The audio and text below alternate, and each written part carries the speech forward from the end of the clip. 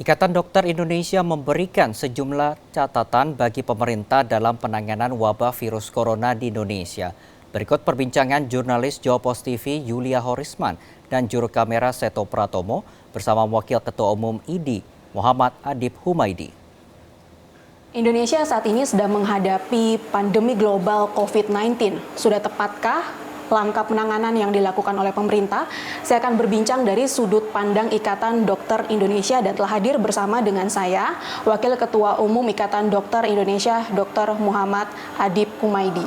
Apa kabar, dokter? Baik, alhamdulillah sehat. Oke, terkait dengan penanganan COVID-19 di Indonesia, IDI melihatnya sejauh ini catatan apa saja yang bisa diberikan untuk pemerintah, dokter? Ya, jadi pada dasarnya ada 3 strategi utama yang harus dilakukan oleh pemerintah. Yang pertama, strategi untuk kemudian melakukan deteksi dini secara cepat dan massal. Artinya ini saat ini memang sudah diimplementasikan dalam sebuah bentuk rapid test ya. Walaupun rekomendasi dari kami sebenarnya rapid test yang tetap sifatnya yang mempunyai validitas yang tinggi. Artinya tetap menggunakan PCR dan swab tenggorok gitu. Tapi saat ini memang yang disiapkan dan memang untuk membutuhkan hasil yang cepat memang dengan pemeriksaan serologi. Tapi itu yang nanti masih perlu ada tindak lanjut konfirmasi tesnya lagi dengan yang namanya PCR. Tapi dalam konteks untuk screening awal, deteksi dini massal ini saat ini memang sudah dilakukan. Problemnya adalah keterbatasan rapid test. Terus bagaimana sekarang pada saat bicara kelompok prioritas yang harus dilakukan rapid test itu siapa? Nah ini yang saya kira masih belum ke arah sana. Kami selalu menyampaikan bahwa pada saat kita bicara deteksi dini yang pertama yang harus dilakukan itu adalah kita harus tindak lanjutnya adalah ya tracingnya. Pada saat kita sudah menemukan kasus positif, maka tracing, ODP dan kontak itu yang harus pertama dilakukan rapid test. Ya. Baru kemudian yang kedua adalah siapa yang bisa menjadi sumber penularan adalah di kelompok medis. Artinya kami dokter, perawat dan tenaga kesehatan yang selama ini bekerja pasti adalah menjadi kelompok yang saat ini paling banyak terpapar sebenarnya dengan pasien-pasien dan bukan tidak mungkin kita juga nanti akan menjadi sumber penularan bagi orang lain atau pasien yang lain. Sehingga itu yang juga menjadi kelompok prioritas kedua. Pada saat kita bicara strategi pertama, ini yang saya kira masih perlu diefektifkan. Nah, kemudian strategi keduanya adalah bagaimana melakukan melokalisir, mengisolasi pada saat kita menemukan sebuah kasus, kita lakukan surveillance epidemiologi, kita kemudian tracing. Nah, itu yang harus kemudian benar-benar diisolasikan. Ini yang saya kira perlu peran pada saat kita bicara ini pembatasan dengan skala besar. Itu yang benar-benar harus diperankan kepada pemerintah melalui aparat untuk bagaimana isolasi di rumah itu harus benar-benar sesuai dengan standar, artinya sesuai dengan SOP-nya dan harus ada juga pengawasan di level mungkin di kampung atau di kelurahan, di RT RW itu yang harus dimaksimalkan. Yang ketiga baru kita bicara penanganan. Nah, pada saat kita bicara penanganan, mempersiapkan rumah sakit, mempersiapkan fasilitas kesehatan, mempersiapkan tenaga medis. Ya, saat ini memang lebih banyak terkonsentrasinya di sana. Terkonsentrasi menyiapkan semua harus punya rumah sakit. Semua harus membuka semua rumah sakit untuk siap menampung. Nah, ini yang kemudian akan jadi masalah kalau di hulunya tadi. Strategi pertama, strategi keduanya tidak dilakukan, kita hanya menunggu di belakang. Saya katakan tim medis bukan lagi garda terdepan, tapi kita adalah benteng terakhir. Nah ini yang saya kira 3 strategi ini yang masih perlu dimaksimalkan oleh pemerintah. Ini terkait dengan status kedaruratan kesehatan masyarakat yang telah diterbitkan oleh Presiden Joko Widodo, kemudian opsi yang dipilih pemerintah adalah pembatasan sosial berskala besar. Ini menurut IDI sudah langkah yang tepat atau perlu langkah tegas lanjutan dari pemerintah? Pada prinsipnya yang ingin kami tegaskan lagi adalah, dan ini saya kira pemerintah mulai sekarang harus lebih tegas terkait dengan sebuah aturan, tidak bisa lagi kemudian himbauan. Jadi kalau kita bicara social distancing, physical distancing, terus kemudian benar-benar itu stay at home, ya dan sekolah apa semuanya diliburkan itu benar-benar dilakukan, maka saya kira kita bisa paling tidak 1 step untuk menyelesaikan masalah. Karena pada saat kita bicara masih banyaknya pergerakan masyarakat, masih banyaknya interaksi dan kontak antar masyarakat, maka kita akan semakin sulit untuk memetakan peta penyebaran daripada virus ini. Tapi pada saat kemudian membuat masyarakat itu tidak bergerak, dan saya kira ini perlu ada ketegasan dan mungkin bahasa kami mohon maaf pressure supaya masyarakat memahami ini ditambah dengan sosialisasi yang lebih gencar, maka pada saat tidak ada pergerakan, otomatis kontak itu tidak ada. Selama 14 hari katakanlah paling cepat, atau mungkin bisa ditambah paling tidak sampai 30 hari tidak ada pergerakan, ya maka kontak itu otomatis tidak ada, sehingga kita bisa melokalisir gitu. Karena pada saat 14 hari itu biarkan kami di pihak tim kesehatan, surveillance kami di Puskesmas, dinas kesehatan jalan untuk men-tracing, untuk kemudian kalau ada yang sakit segera kita lakukan pengobatan. Tapi paling tidak buat masyarakat ini sudah terpilah, sudah dilakukan penapisan, sehingga yang memang itu masih bisa diisolasi di rumah benar-benar diisolasi dan tidak ada kontak.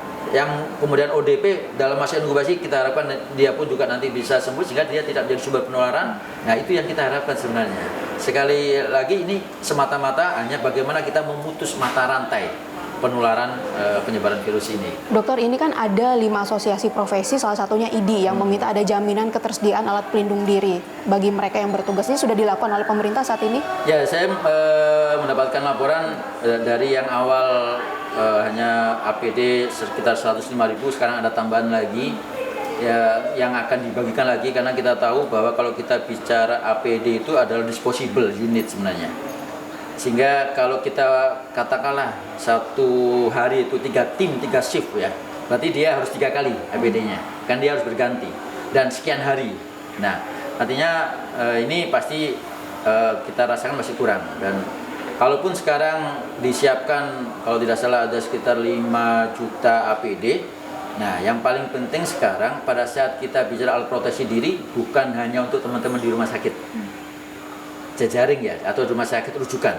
Yang paling penting juga artinya buat kami, tenaga medis, tenaga kesehatan, perawat, dan tenaga kesehatan yang lain ini, di frontliner juga butuh. Siapa frontliner itu? Teman-teman yang praktek mandiri ya di klinik, terus kemudian di puskesmas, rumah sakit swasta. Nah mereka yang kemudian saat ini memang masih belum merasakan bantuan terkait dengan APD ini. Dan mudah-mudahan yang bantuan yang terbaru ini bisa juga sampai ke mereka gitu. Karena yang terjadi akhirnya ya mohon maaf kalau kemudian banyak sekali improvisasi yang harus dilakukan oleh teman-teman, mulai dari memakai jas hujan, membuat helm tersendiri. Tapi saat ini memang kami harus sampaikan apresiasi dan terima kasih kepada masyarakat, karena banyak sekali bantuan dari masyarakat kepada kami di kelompok medis, membantu membuatkan masker, membuatkan face shield atau semacam helm khusus. Terus baju juga dibantu oleh masyarakat. Dokter, berbicara masalah jumlah tenaga medis, apakah ini sebenarnya seimbang dengan jumlah pasien yang terus bertambah setiap harinya? Jadi yang pertama terkait juga dengan teman-teman kami yang meninggal dunia, memang kami belum investigasi lebih jauh.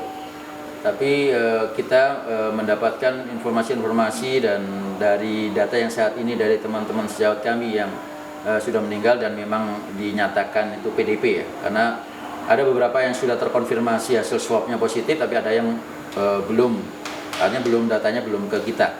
Tapi pada saat kemudian kita bicara saat ini yang terjadi yang paling beresiko sebenarnya kelompok kami di medis atau tenaga kesehatan yang paling beresiko memang adalah pada teman-teman kami yang ada di frontliner ini.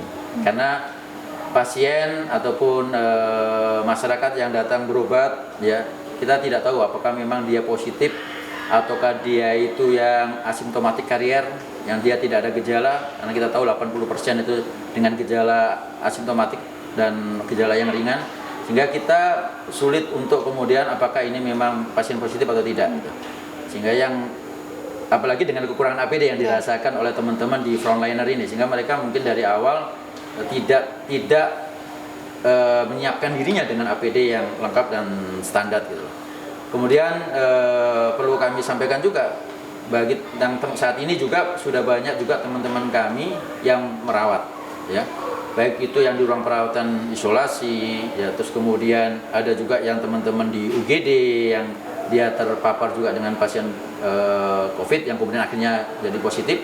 Mereka harus diisolasikan, baik itu diisolasi yang di rumah atau diisolasi di rumah sakit, bahkan ada beberapa yang juga menjadi PDP ya.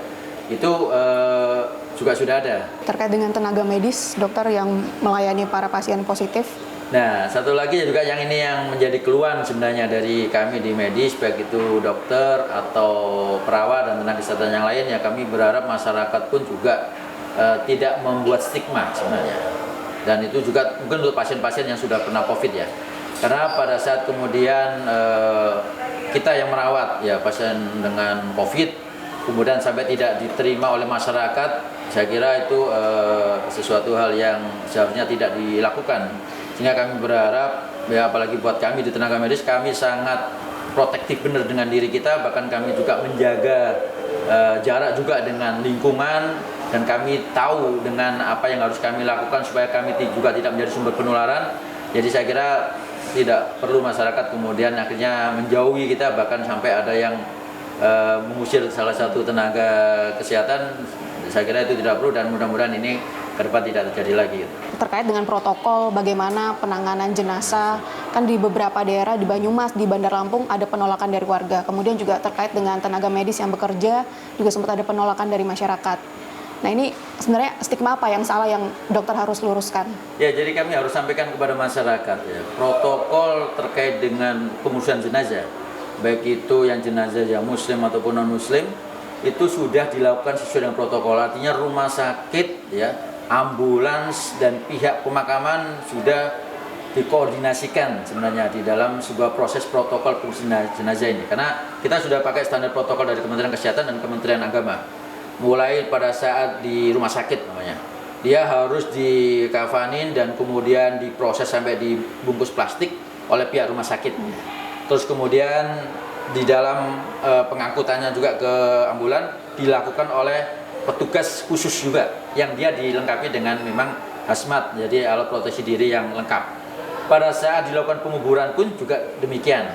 Artinya protokolnya begitu dilakukan sesuai standar, semata-mata ini supaya tidak menjadi sumber penularan. Jadi masyarakat tidak perlu khawatir sebenarnya pada saat ada lokasi yang di mana di pemukiman katakanlah, yang kemudian dia harus dikubur di daerah pemukiman di situ, ada tempat pemakaman umum di situ, maka harusnya masyarakat tidak perlu khawatir lagi karena itu sudah melalui protokol.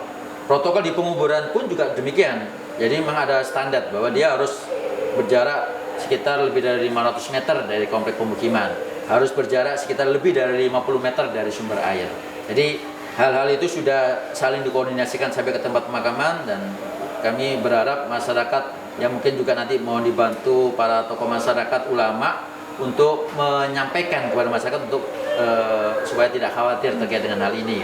Apalagi kalau sudah dikubur ya udah selesai, dan itu tidak akan mempengaruhi lagi. Kalau udah dikubur tidak akan mempengaruhi lagi, karena virus pun juga hanya bertahan sekitar sampai ada yang bilang sampai 9 jam. Jadi tidak mungkin menulari ke yang hidup. Ya, tidak, apalagi sudah dikubur gitu. Ya. Dan proses disemayamkan sampai dimakamkan harus 4 jam. Jadi begitu protokol itu dilakukan itu. Jadi saya kira masyarakat tidak perlu takut lagi dan khawatir terkait dengan hal ini. Oke, baik. Terima kasih Dr. Adip atas waktunya. Ya. Dan demikian perbincangan saya bersama dengan Wakil Ketua Ikatan Dokter Indonesia dari Jakarta, Tim Liputan Jawa Post TV.